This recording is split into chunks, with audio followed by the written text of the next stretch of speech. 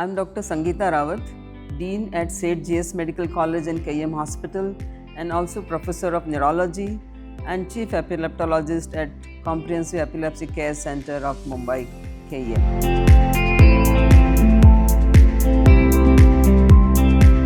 I am from a family of doctors, so right from childhood, I was inclined to medicine due to my parents.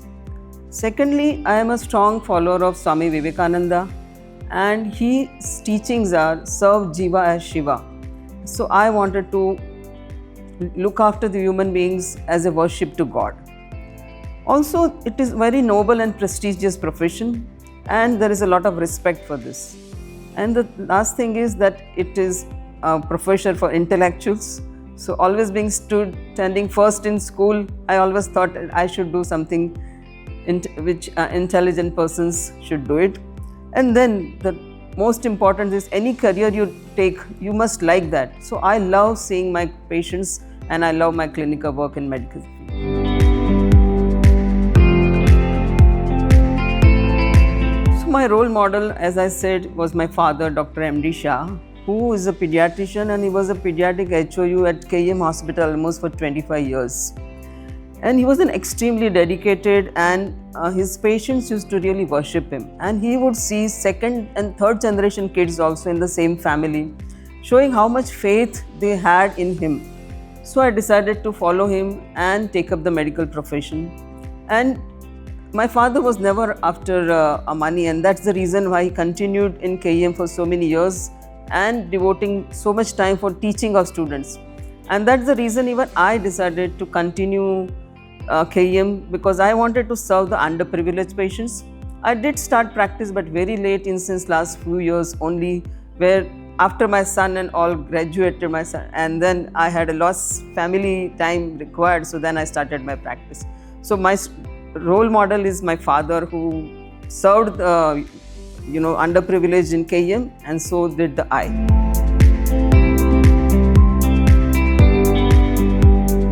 So I entered this institute as a student in 1979. Then I finished my MBBS, then I did my MD medicine, I did DM neurology, and then I became an assistant professor, head of neurology for almost 15 years. And then finally I became the dean. So I had a diverse roles all throughout. But once I have taken up the dean post, the challenges and all the work which I do has made a marked difference than what I was in my neurology department. So first and foremost, academic things is that KM is one of the top academic institute, and I have to make sure that my students do well and high academic standards are maintained. And for that, I also have to check that my faculties are doing good teaching, my students are attending well. One thing which I came across after taking up dean post was that interpersonal and interdepartmental faculties problems, and that I had a new avenue for me because I had not faced that before. I had to do a lot of counseling and talking to faculties to solve their problems, but it was a good way of communicating with people and knowing people who are working for the institute. Then came the students. The majority of our students now come from, because of the NEET, they come from out of Bombay, out of Maharashtra. So they leave their home, they leave their family, and they come here. So to give them good hostel, good food, and also make sure that they have some relief in their entertainment. So I've created a gazebo for them, I've created a nice garden for them, and also the sports. I've created a new, renovated the badminton court, football court, so that apart from being busy students, which KM would ask for it, they can also balance themselves and do not have a mental problem. Then comes the major problem of KM budget, financial. I was never inclined to any budgetary things in my small department, but KM has a huge budget. So to look after how to plan strategically, KM is also finishing 100 years starting from Jan 25 to Jan 2026 is the 100th year of KM. So we have to plan strategically what new things we will come up. After I took over, I have done the new ICUs. We have also done the new skin bank or many other projects which we have done. But now as a centenary we have to plan for a new buildings, and that's what we had to do. Also there was an engineering part and tendering part which I had never done in past, but I think that was a real challenge and I took some time, couple of months, but with the help of the faculties here, with the help of engineering department, now I've got quite a close grip over it. Then important thing is to take best care of patients. Dealing with patients with good passionate ones, have a good communication with them and make sure that the patients are satisfied. And for that also we need a high quality and new ventures which should be done. So like you have a robot which has come first time in a government hospital, we have a robot for knee joint. So even though they are underprivileged poor patients, but they should have a state of art facilities available, and that's what my aim is. So with all these things, as a dean of a municipal government hospital, I also have to deal with politicians, bureaucrats and the union problems of nurses and class 4 employees. So that is totally a different ball game. I have learned how to deal with them, and over the last 2 years I think I've been quite successful in dealing with all these things. And I can say that most of the leaders in MCGM, like our municipal commissioner and AMC, and also our MLAs and MPs are pretty happy with KM Hospital since last 2 years. So lots of challenges, but I'm facing it and I'm learning it. And I had taken dean post thinking that I will do only for 10 days, but now 2.5 years I'm still continuing.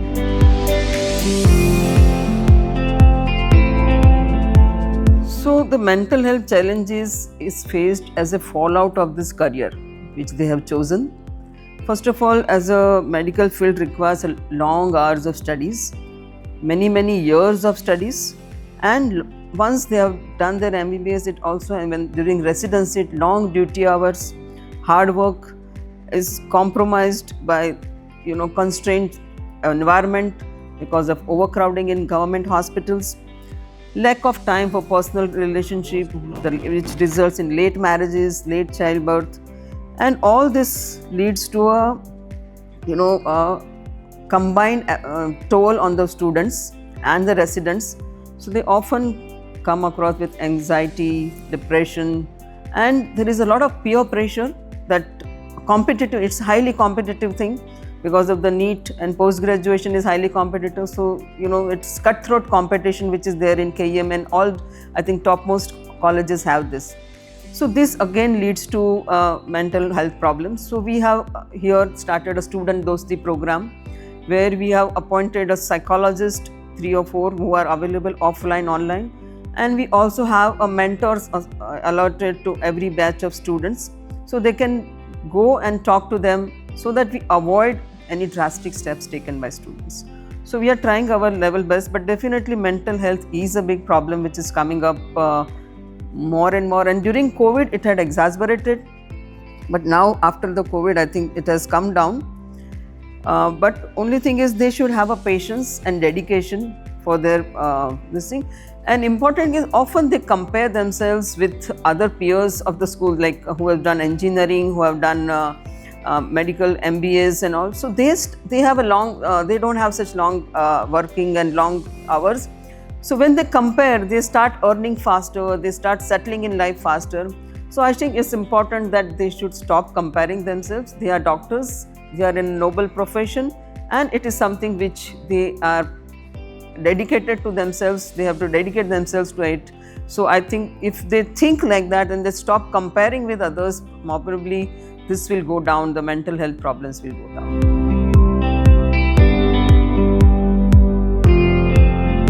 See, violence in any form is unacceptable and not good for society. Is it not an answer? Violence is not an answer to any grievances which relatives might have. A grievance relative can have multiple levels of authority where they can go and approach. It may be a resident, a lecturer level, or a higher administrative level, rather than shifting to a violence. every doctor is after a son or daughter of someone, or a wife or husband of someone, a brother or sister of someone. So you can imagine if someone is beaten up in the casualty or in the ward, it gives a lot of trauma, not only to doctor but the whole family. And there is often, it's a system which is responsible, but often there is that personally that doctors are overworked and they're tired. And so what we teach here is a communication skill. I think if you have a good communication skill, definitely the problems arise less.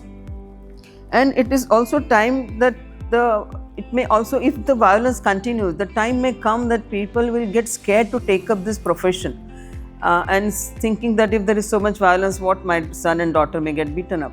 So I think it is important that even the media portrays that what is the doctor is facing, what challenges they are facing.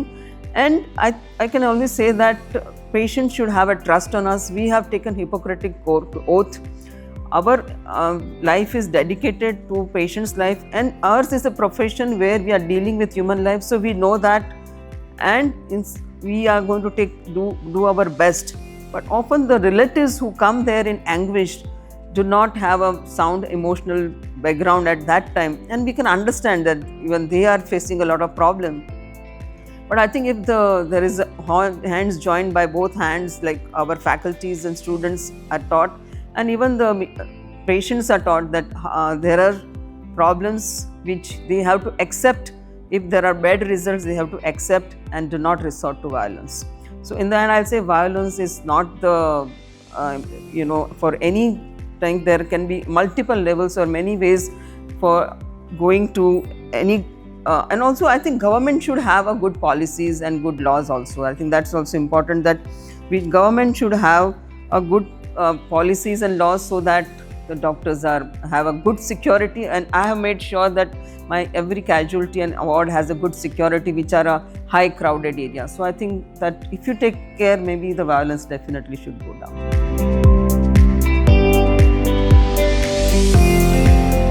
So healthcare is growing field now. Initially it was thought as a non-profitable and noble profession, but now it has changed to it is a profitable, it's a high valued. So a lot of corporates have come in, industrialists have come in, private equities have come in, and with the increasing medical insurance, I think high quality care is becoming more and more possible. Even in second tier and third tier cities, you are getting a good quality care. Initially, people had to go to a major cities to get a good high quality care, but I think that is now shifting. Even a peripheral cities are gearing, and we are the new thing which change will come is AI in medical healthcare. AI will not only have a good diagnostics, like you may have a robot which will operate and reduce the human errors. It may have a less blood loss, faster recovery. Similarly, even AI will have many tools for day-to-day working in medicine, which will definitely have a better patient care, better management. Definitely AI is not going to replace the doctors, but AI should be welcomed by the doctors and taken further. Also, the important thing which has come is the genetics. Now, the genetic field has been growing well, and even in India now it is easily available. So once we know the genetic disease, which were always thought as a non-treatable diseases, now we have got medicines for that, though they are costly. So this precision medicine, which is a growing field, it will get cure of many genetic diseases also. Also, the transplant is growing and organ donation is growing. So I think that also, like, even though we are a government hospital, we have a facility of liver transplant, we have facility of kidney transplant, cochlear implant, everything we are doing. We are doing a epilepsy surgery program. So I think this newer field is definitely changing the medical scenario. In next 5 years is going to be much more developed and highly sophisticated.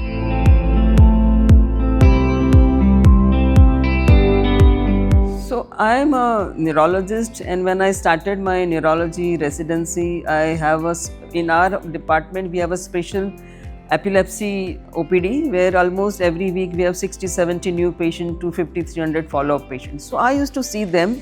I used to see their whole family, and they were, epilepsy is a chronic disorder, and it used to disturb the whole family apart from the patient's life. So I thought I should do something for them, and then I came to know that there are epilepsy surgeries is the growing field abroad. So I went to Australia, trained myself in Melbourne for this pre-surgical evaluation, video EEG and everything. We came back, and along with our neurosurgeon, we started Comprehensive Epilepsy Care Center in 2001 at KEM, which was among the fourth in India, and we have done now more than 700 epilepsy surgeries. Now, what is epilepsy? It's usually treated by drugs, but there are 20 to 30% who don't get treated with drugs, and of these people, there are 30% who are amenable to surgery. The important difference between medical management and surgical management is that our goal is that patient should remain what he is, no further deficits, that seizures should stop, and at the same time, over the time, 1 or 2 years, the drug should stop. And this will give them a cure from epilepsy. Medical management gives remission, does not give cure. So now when we started, our first patient who came after we operated in 2001, I think she came in around 2003, and she walked in, a female young girl with a child in her hand. So I said, "Are you got operated 2 years back?" "Yes, madam. After my surgery, my drug stopped, then I got married, and now I have a child." So that was really a moment which filled my heart with satisfaction. And after that, I have seen so many success stories. People have got married, people have got new jobs, people have started studying further, and they have got like just now one person who operated has joined Infosys in a very good position. So like these success stories are really which make me feel with satisfaction. And as a dean, also the success story which I like is that we have done a live liver donation transplant, and we have restarted the and we are now gearing up for the heart transplant. We got a robot. So those are also success stories as a dean, which my students getting gold medals in the university. So this also give good satisfaction to me.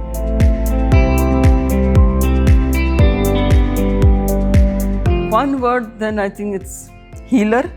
And I would say why? Because we have taken a Hippocratic oath to heal the community, heal the patients, and we want to dedicate our life for that. So we are a compassionate human being doing a noble profession. I think every doctor should stick to that.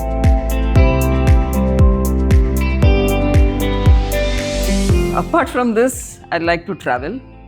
So I have almost visited more than 20-25 countries. And how it helps my career, because majority of my travels are along with conferences. So we go for a conference where our knowledge is updated, and then we see the surrounding area, surrounding cities, and that's my passion.